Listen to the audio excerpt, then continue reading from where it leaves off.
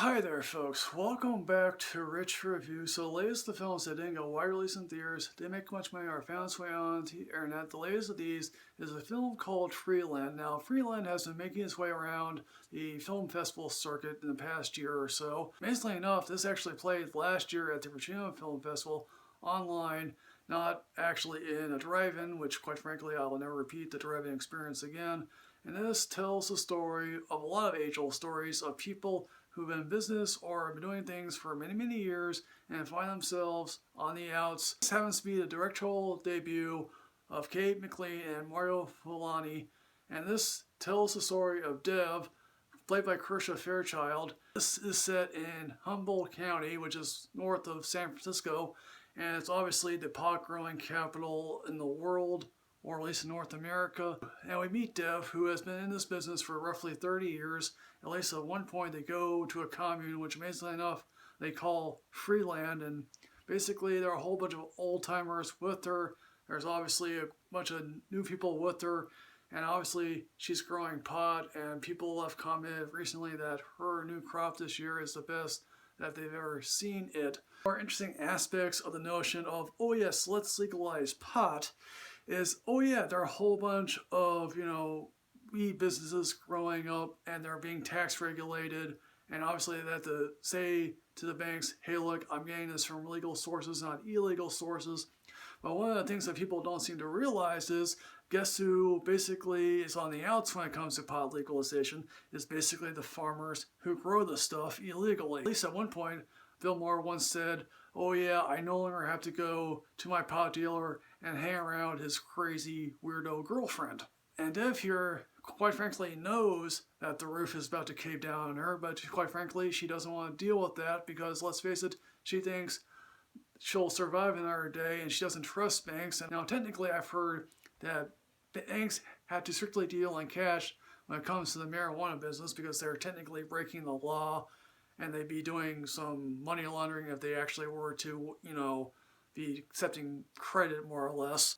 Now, basically, this film really is a series of vignettes about her going about her day, meeting and dealing with people who, are like her, stuck in their ways. She obviously does not want to leave in the lurch the new blood that have decided to go into this business because, quite frankly, she wants to pay everyone.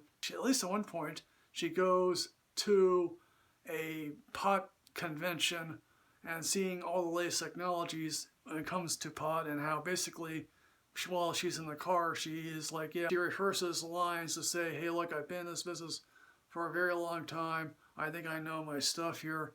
And as she goes around this convention, she comes to realize, oh yeah, I'm completely out of place here, I don't know what I'm doing. And it sucks. I think a lot of people who have been in business for a very long time, again, anyone could be on the outs of their own industry, be the old age dinosaur, and think to themselves, okay, I know what's best for this industry. Blood here obviously wants to make money quickly. The government is a greedy son of a bitch.